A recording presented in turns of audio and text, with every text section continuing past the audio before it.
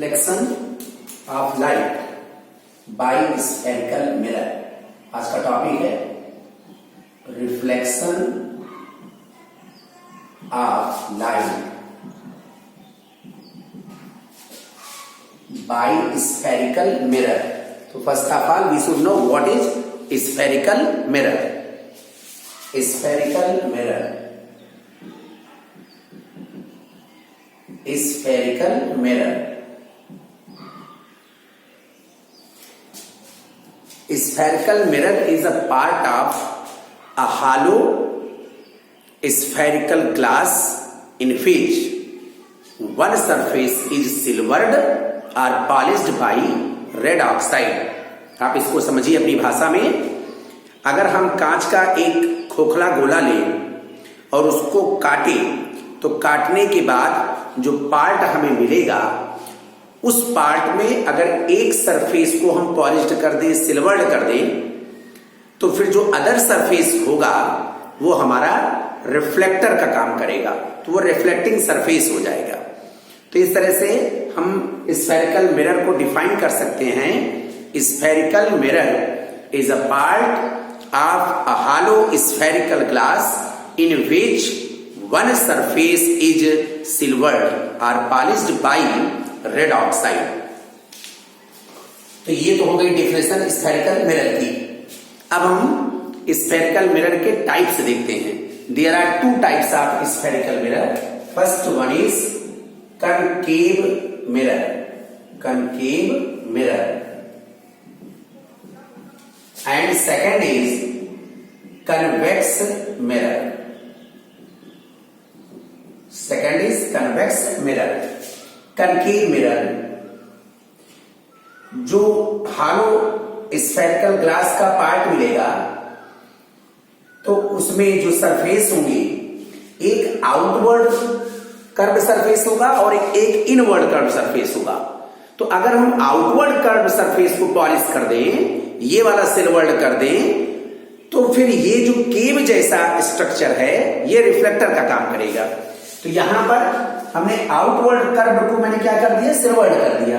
तो जो हमारा इनवर्ड कर्व है, ये वाला जो सरफेस है वो हमारा रिफ्लेक्टिंग सरफेस होगा। तो आप कह सकते हैं, अगर हम कनकेव मिरर को डिफाइन करें तो आप कह सकते हैं आ स्फेरिकल मिरर इन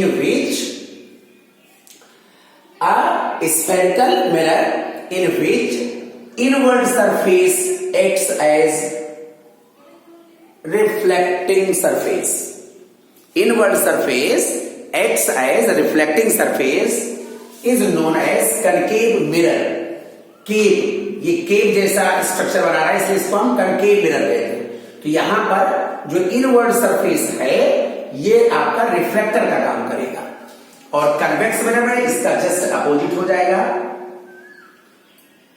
जो इनवर्ड कर्व सरफेस है ये पॉलिश्ड होगा, ये सिल्वर्ड होगा, और जो आउटवर्ड कर्व सरफेस है वो रिफ्लेक्टिंग सरफेस होगा। तो ये रिफ्लेक्टर का वर्क करेगा। तो the spherical mirror in which outward curve surface acts as reflecting surface is known as convex mirror. तो ये आपका कन्वेक्स मिरर हो गया और ये आपका कनकेव मिरर हो गया। अब नेक्स्ट पॉइंट पर आते हैं। स्फेरिकल मिरर में से रिलेटेड कुछ वर्ड हैं और उनकी डिफिनेशंस हैं, तो इसको हम लोग जल्दी से समझ लेते हैं। यहां पर फर्स्ट है पोल। पोल क्या होता है वो समझ लीजिए। जो स्फेरिकल मिरर का जो कर्व सरफेस है, स्फेरिकल मिरर का जो रिफ्लेक्टिंग सरफेस है, तो रिफ्लेक्टिंग सरफेस का जो सेंट्रल पॉइंट होता है, जो सेंटर होता है, उसको हम बोलते हैं पोल। जैसे स्फेरिकल हॉलो ग्लास है, ये इधर मैंने पॉलिश कर दिया तो रिफ्लेक्टिंग सरफेस ये कर्व वाला पोर्शन होगा, ये वाला इनवर्ड कर्व। तो यहां इसका जो सेंट्रल पॉइंट होगा वो हो जाएगा पोल। तो आप कह सकते हैं, इसको डिफाइन कर सकते हैं पोल को इस तरह से कि central point of the reflecting surface of spherical mirror. Central point of the reflecting surface of the spherical mirror is called pole and it is denoted by P. तो ये रिफ्लेक्टिंग सरफेस, इसका central point P, that is pole, and in convex mirror reflecting surface is this, central point of this reflecting surface is this, therefore this is pole and denoted by P. Next word है center of curvature. Center of curvature. Center of curvature. Center of curvature क्या होगा, इस बात को समझिए। अभी हमने आपसे बताया कि जो स्फेरिकल मिरर होता है एक हालो स्फेरिकल ग्लास का पार्ट होता है। तो स्फेरिकल मिरर जिस स्फेरिकल ग्लास का पार्ट होता है, उस स्फेयर का जो सेंटर होता है वो इस स्फेरिकल मिरर का सेंटर ऑफ कर्वेचर होगा। तो इस तरह से हम कह सकते हैं कि centre of the sphere of which centre, देखिए अगर हम इस स्फीयर को कंप्लीट करें तो ये इस तरह से इस डायरेक्शन में कंप्लीट होगा, तो इसका सेंटर ये होगा। जो ये सेंटर होगा, इसी सेंटर को हम बोलेंगे सेंटर ऑफ कर्वेचर। तो आप इस तरह से कह सकते हैं कि centre of the sphere of which the spherical mirror is a part is called centre of curvature of that spherical mirror. यहां पर आप देखिए, ये वाला जो स्फीयर अगर आप कंप्लीट करें इसको, तो इसका डायरेक्शन इस तरह से होगा, तो इस तरह से इसका सेंटर भी इस डायरेक्शन में होगा। तो कन्वेक्स मिरर का सेंटर ऑफ कर्वेचर इस डायरेक्शन में होगा। ये सी हो गया, और इसको डिनोट करते हैं सी से, सेंटर ऑफ कर्वेचर। नेक्स्ट आता है radius of curvature. Radius of curvature, radius of curvature क्या है उसको देख लेते हैं। Distance between centre of curvature and pole is known as radius of curvature. Here distance between pole and centre of curvature is known as radius of curvature. तो ये radius of curvature हो जाएगा। इधर इसका रेडियस ऑफ कर्वेचर ये हो जाएगा, और इसको हम डिनोट करते हैं आर से। ये हो गया radius of curvature.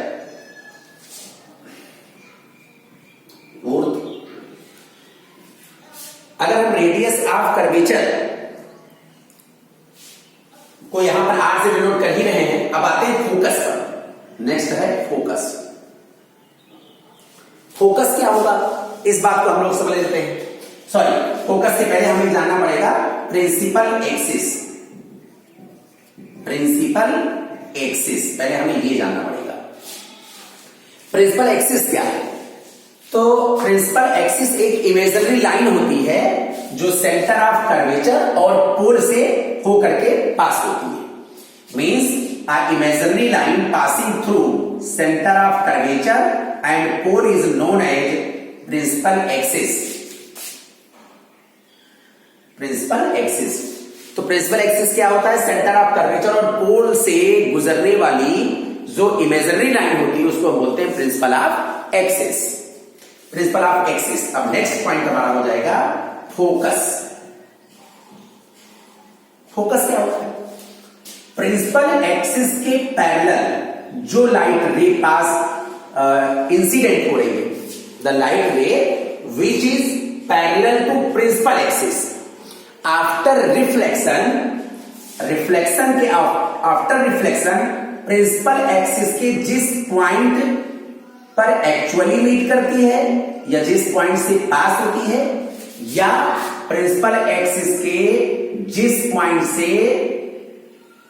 Appear to come, means आती हुई प्रतीत होती है। फिर से देखिएगा, यहां पर ये जो लाइट रे है वो पैरेलल टू प्रिंसिपल एक्सिस है, तो आफ्टर रिफ्लेक्शन प्रिंसिपल एक्सिस के जिस पॉइंट से जाएगा या जिस पॉइंट से रिफ्लेक्ट होता हुआ अपीयर होगा, उस पॉइंट को हम बोलेंगे focus, and it is denoted by F, capital F. ये फोकस हो गया। तो फोकस को अगर हम डिफाइन करना चाहें तो हम कह सकते हैं the point on the principal axis, the point on the principal axis at which light rays, जो light ray parallel to principal axis, light ray parallel to principal axis after reflection actually meet or appear to come from is known as focus. अब आते हैं हम लोग focal length पर. Focal length, distance between pole and focus is known as focal length. Distance between pole and focus is known as focal length and it is denoted by small f. Focal length. आते हैं next point हमारा है focal plane. Focal plane, तो अ plane which is perpendicular to principal axis and passing through focus. एक ऐसा plane जो principal axis के perpendicular हो और जो फोकस से पास होगा उसको हम बोलेंगे फोकल प्लेन. तो ये हो जाएगा फोकल प्लेन. और लास्ट जो है वो है अपर्चर.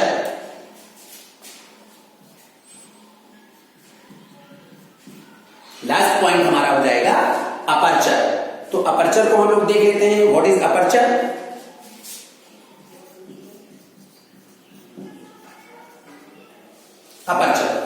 अपर्चर को हम लोग देख लेते हैं. जो रिफ्लेक्टिंग सरफेस है उसका जो डायमीटर है उसको हम बोलते हैं अपर्चर. मीन्स ये एंड और ये एंड, ये वाला जो होगा डिस्टेंस, इसी को बोलते हैं हम अपर्चर. तो aperture means the diameter of the reflecting surface. Diameter of the reflecting surface is known as aperture. अगर ये m हो और ये n हो तो इसको यहां से अगर हम ज्वाइन कर दें तो ये इसका अपर्चर हो जाएगा. नेक्स्ट देखते हैं हम लोग. अब आते हैं जो नेक्स्ट हेडिंग होगी हमारी वो होगी rules for image formation by spherical mirror.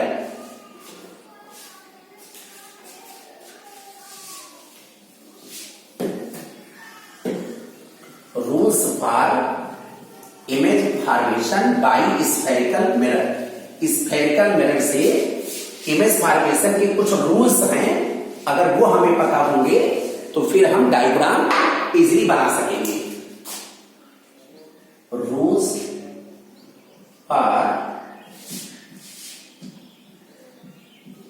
image formation by spherical mirror.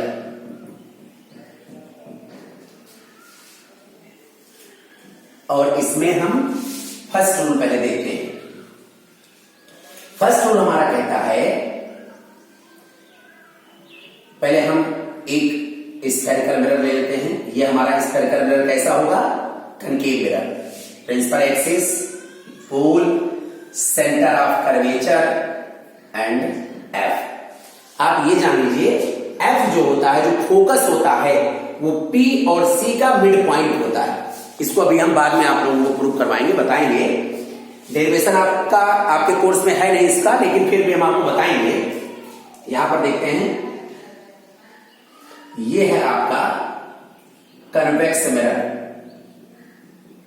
Convex mirror, principal axis, pole, centre of curvature and focus. यहां पर फर्स्ट रूल हमारा कहता है the light ray which is parallel to principal axis. The light ray which is parallel to principal axis after reflection actually meet at focus. After reflection actually meet at focus or appears to come from focus. या तो वो actually read करेगी focus से या appear करेगी to come from, ऐसा लगेगा वो फोकस से आ रही है। एक बात और समझ लो, जो हमारा कनकेव मिरर है वो कन्वर्जिंग का काम करता है, लाइट रेस को कन्वर्ज करता है। कन्वर्ज करना मीन्स वो लाइट रेस को प्रिंसिपल एक्सिस की ओर टर्न करता है। और ये जो आपका कन्वेक्स मिरर है ये डाइवर्जिंग मिरर का काम करता है, मीन्स ये लाइट रेस को डाइवर्स करता है। तो ये हमारा फर्स्ट रूल हो गया।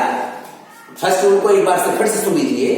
The light ray which is parallel to principal axis after reflection actually meets at focus or appears to come from focus. तो कनकेव मिरर में एक्चुअली मीट करेगी और इसमें अपीयर टू कम फ्रॉम। ये हमारा first rule हो गया। अब सेकंड रूल हमारा क्या कहता है उसको देख लेते हैं। This is a concave mirror, pole, centre of curvature इधर कहीं होगा, line joining to centre of curvature and pole is known as principal axis. ये प्रिंसिपल एक्सिस हो जाएगा, यहां पर ठीक मिड में हमारा एफ हो जाएगा। This is a convex mirror, और जो कन्वेक्स मिरर है, कन्वेक्स मिरर में ये स्फीयर इस तरह को कंप्लीट करेगा, तो इसका ये पोल हो जाएगा, सेंटर ऑफ कर्वेचर इधर होगा, line joining to centre of curvature and pole is known as principal axis, और यहां पर हो जाएगा एफ। सेकेंड रूल हमारा कहता है the light ray which passes through focus, the light ray which passes through focus or which goes towards focus, which goes towards focus, the light ray which passes through focus or goes towards focus after reflection becomes parallel to principal axis, after reflection becomes parallel to principal axis, means जो light रे focus से पास होगी वो reflection के बाद principal axis के parallel हो जाएगी। या the light ray which goes towards focus, जो फोकस की ओर जाएगी वो भी रिफ्लेक्शन के बाद प्रिंसिपल एक्सिस के पैरेलल हो जाएगी। तो ये हमारे टू रूल्स हो गए। अब देखते हैं हम लोग थर्ड रूल्स।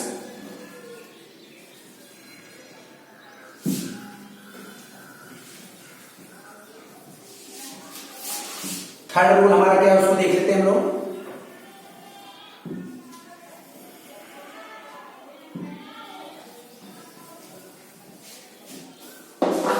ये हमारा concave mirror, principal axis, centre of curvature, focus. ये हमारा convex mirror, centre of curvature, focus. तो जो थर्ड रूल हमारा है वो कहता है the light ray which Passage through centre of curvature R goes towards centre of curvature, goes towards center of curvature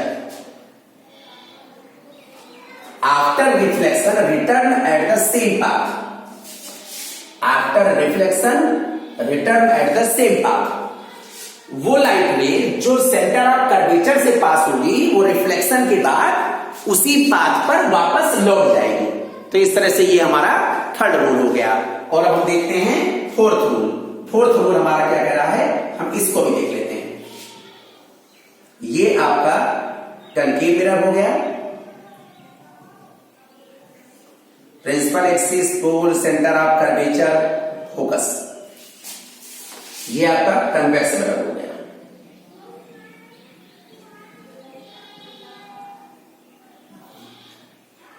centre of curvature, focus, pole. तो जो fourth rule है the light which goes towards pole, the light which goes towards pole after reflection follows the second rule of the laws of reflection. laws of reflection का second rule क्या कहता है? laws of reflection में जो second law है वो कहता है angle of incident is equal to angle of reflection. angle of incident is equal to angle of reflection. Means जब ये रिफ्लेक्ट होगा तो वो यहां पर P पर देखिएगा ध्यान से, जो ये आपका प्रिंसिपल एक्सिस है P के लिए नॉर्मल का काम करेगा. नॉर्मल का काम कैसे करेगा? हमने आपको बताया है कि मिरर पर कोई भी पॉइंट पर अगर आप नॉर्मल ड्रा करोगे तो वो सेंटर ऑफ कर्वेचर से होकर जाएगा. नॉर्मल कहां से होकर जाएगा? सेंटर ऑफ कर्वेचर से होकर जाएगा. तो सेंटर ऑफ कर्वेचर से होकर जाएगा हमारा नॉर्मल. यहां पर P पर हम अगर पॉइंट लेंगे तो जो नॉर्मल होगा C से होकर जाएगा. तो जो हमारा प्रिंसिपल एक्सिस है वही नॉर्मल का काम करेगा. तो ये एंगल ऑफ इंसिडेंट क्या होता है? Angle between incident ray and normal, ये हो जाएगा एंगल ऑफ इंसिडेंस, और ये हो जाएगा एंगल ऑफ रिफ्लेक्शन. तो ये दोनों इक्वल होंगे. सिमिलरली यहां पर सेम टू सेम वही चीज है. तो इस तरह से हमारे 4 लॉज रूल्स हैं for image formation by spherical mirror. Next हम लोग एक चीज आज देखते हैं, relation between radius of curvature and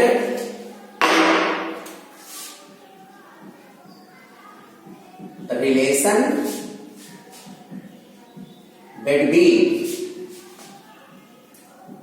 radius of curvature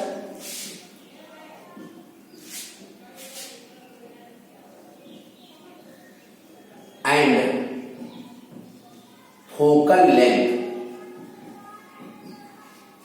relation between radius of curvature and focal length.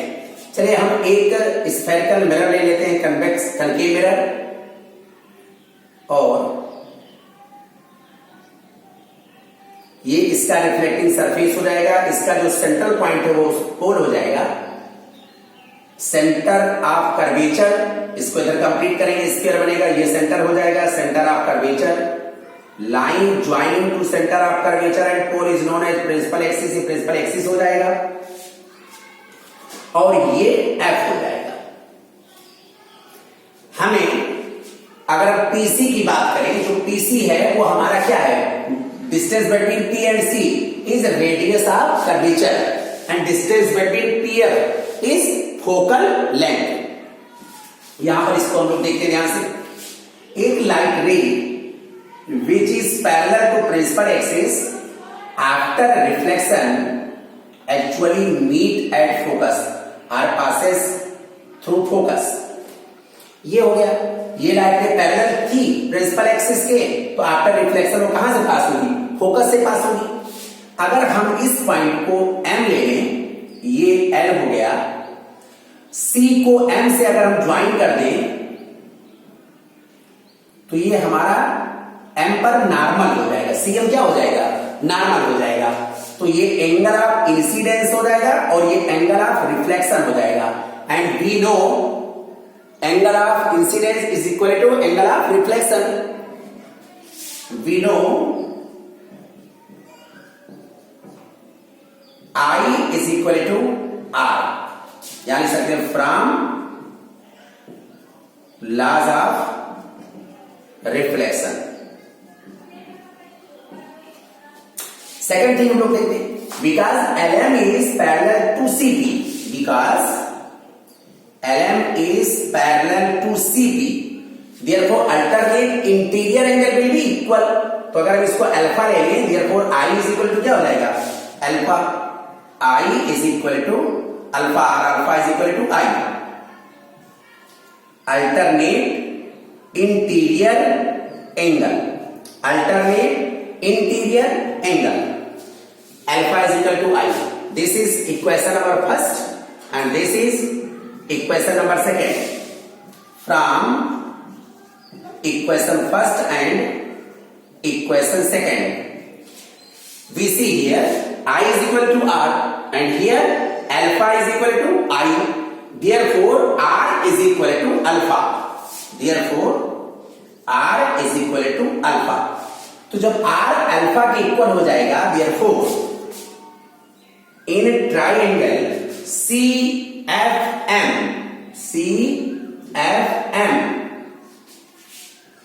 R is equal to alpha, angle R is equal to angle alpha.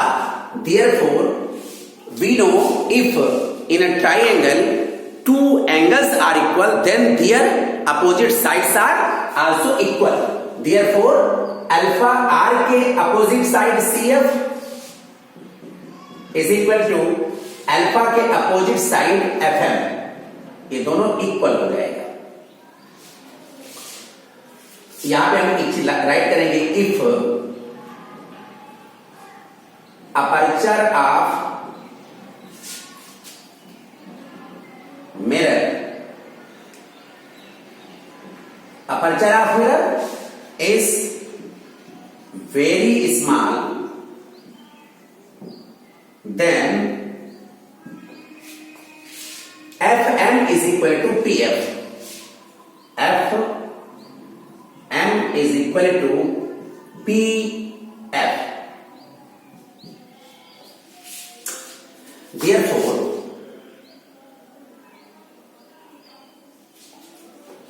CF is equal to FM and FM is equal to PF. We can say here CF is equal to PF. Now PC is equal to, अगर हम PC को देखें यहां से, तो PC is equal to क्या हो जाएगा, PF plus CF.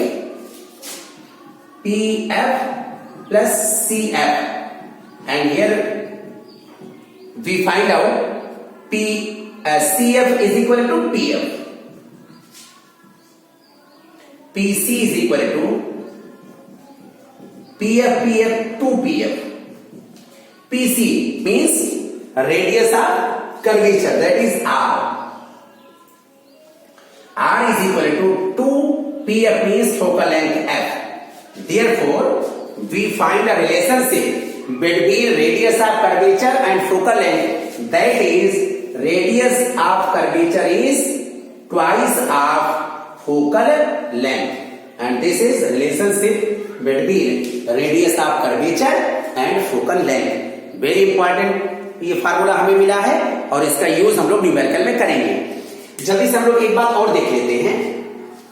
जो भी डिस्टेंस, अगर हम इस P को ओरिजिन मान लें और इसको x एक्सिस सपोज करें, तो इधर x एक्सिस हो जाएगा, इधर x डैश हो जाएगा.